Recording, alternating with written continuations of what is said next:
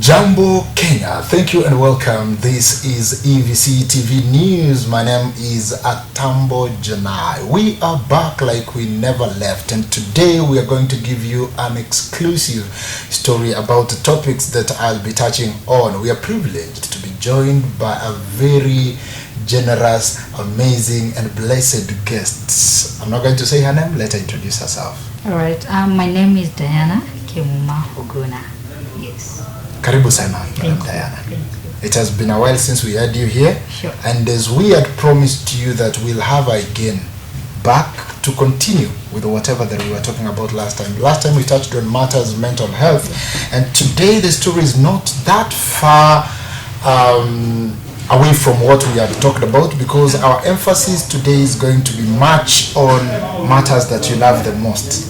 I know they are going to find out what you love the most, but above all, welcome. Thank you so much. Thank you so much also for taking your time to be here today. Sure. I know it has been a tough week, or rather holiday. Actually, you had mentioned that this month we are celebrating something. What was that? It is about an International Deaf Awareness Month. International Deaf Awareness Month. That takes us straight to our discussion today, and we're going to talk about creating awareness about the deaf. I know these are people that we live with and stay with in our societies, but most of the time you find other people have sidelined them because they think these people are not worth it. Today I want you to remove that narrative from our minds and everyone's mind. So karibu sana. Yes. Give us an opener to who are these deaf. Okay, generally a deaf person is someone who cannot hear or someone who hears partially. And we have deaf people in our society, and these deaf people, many a times they are sidelined just because they can't hear.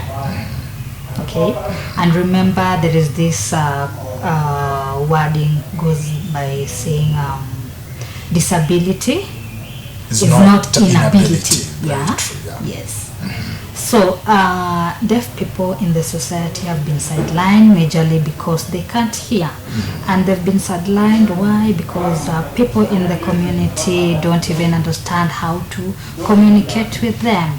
Okay, through sign language. People don't know how to do it. Okay.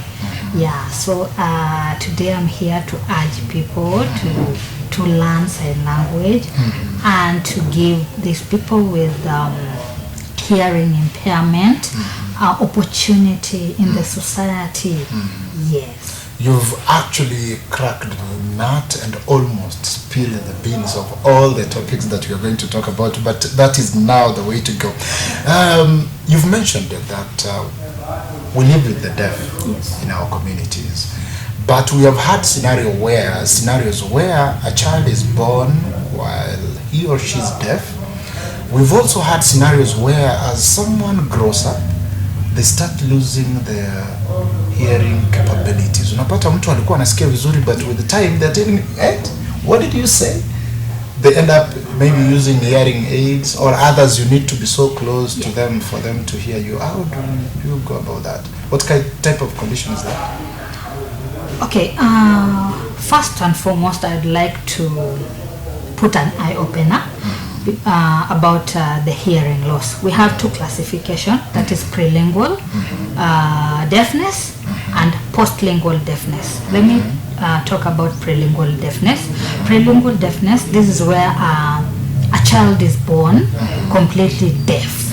Are we together? Yes. Completely deaf. Right. And then postlingual deafness, this is whereby a child becomes deaf after 3 years. Okay, this is where you get someone tells you that I was okay until this age, and then I became deaf. Yeah, there are many reasons. But why. you've mentioned, sorry to cut you short. You've mentioned 3 years. I don't think a 3-year child could notice that they were okay up to some age, or there are some people who can be well up to 10, 20 years. Then they start hearing. Okay. This is what I mean. Huh? Okay.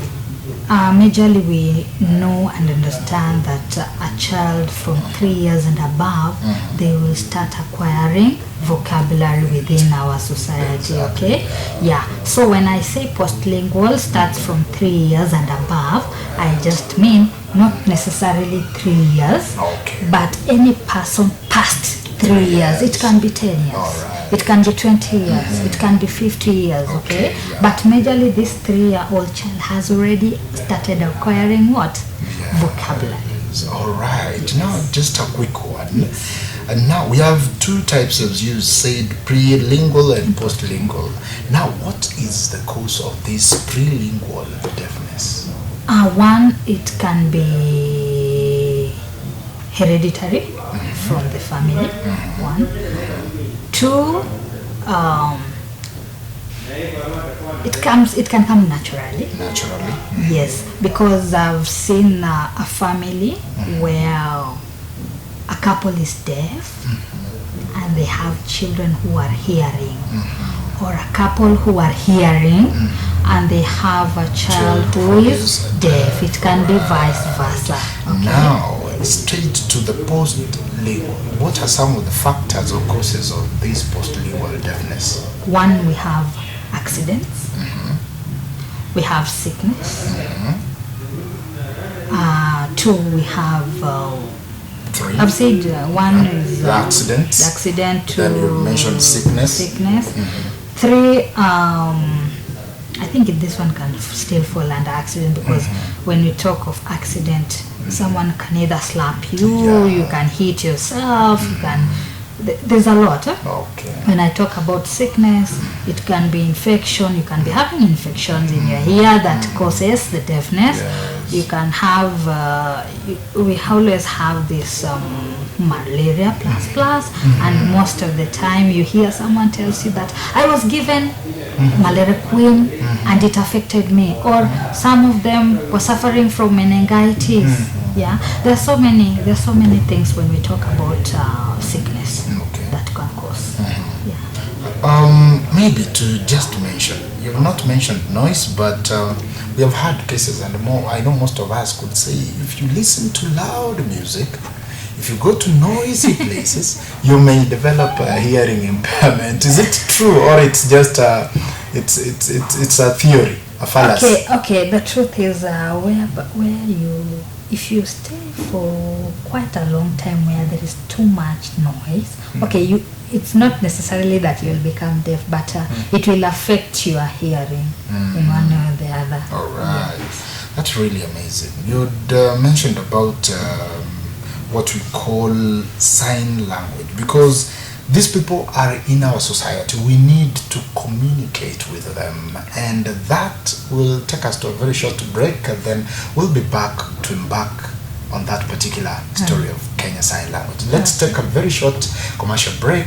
We'll be back. Don't go far.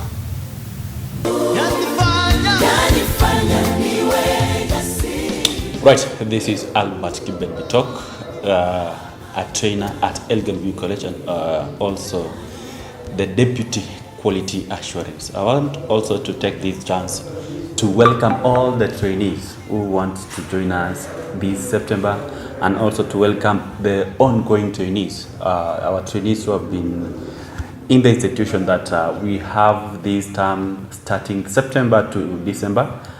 It is a short term, but it is Elgin View. It will be a beehive of activities where we stress on hands-on skills. We say Elgin View is a home of technical training.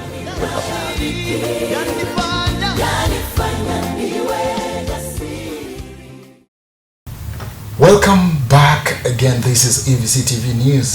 This is Atambo Janai. And as I said earlier, today we are privileged to have an educator in the house, a trainer, a tutor, who is going to take us through how to live with the deaf in our societies and how to make sure that they feel part and parcel of us in our society, because some of these people with disabilities, which are not inabilities, at the same time, sometimes they feel secluded. They feel that they are not accommodated in our society.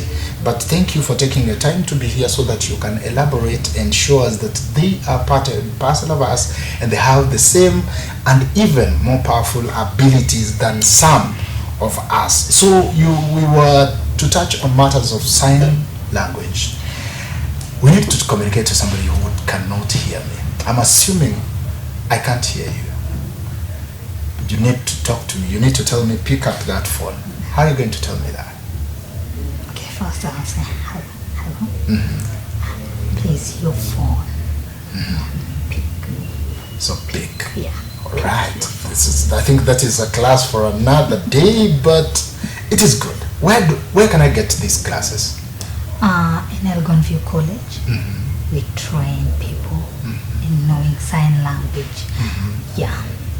All right. So apart from you being a psychologist, a guiding and counselor, and you're also a Kenya Sign Language trainer. Yes. Right. I think I cannot deny my audience the opportunity to learn a few things. What can you teach the audience? At least one or two signs? Okay. Maybe we can do alphabets. Alphabets majorly is the backbone. Amazing. Is the backbone of... Get ready. All right. Nice. So let's start. We have letter A. I think I need to do this. Is Yes, your letter right A. hand? Remember right. the palm. When we're doing alphabets, the palm will face away, okay? The palm will face this side. So it is A, This is A. B, This is B. I hope I'm doing it the right way. yes, That C, is. Then we have C. D, Then we have D. Yes. E, Then we have E. F, Then we have F. G, G. H, H. I, I. J, J. K, K. L, L. M, M. N, N. O, O. P, P. Q, Q. R, R. S, S. T, T. U, U. V, V. W, W. X, X. Y, Y. Z. Z. Really amazing. I know you're going to keep this video safe so that you can make references anytime you want to do the alphabet. But that is using the old ways, the 844 curriculum. I hear children these days, they say ku, ka, abu, ku. So The signs are still the same. the signs are The sign are the same. you'd say this should be A, then boo, then ku. I think that is a story for another day. So amazing. Thank you. Welcome. Thank you. How much does it cost for someone to learn this sign language? To learn Yes.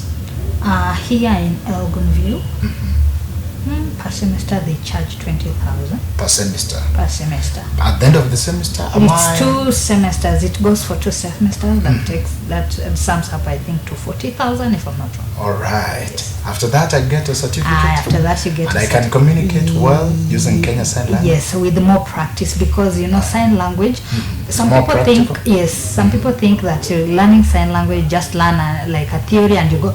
Sign language is practical. Okay. You must practice. All right. You must practice. Practice. Is it? A lot. Yes. So this a lot has been a sign language. Sometimes we tell people, feel it. Jaza, sing more. Yes. All right. And what about this?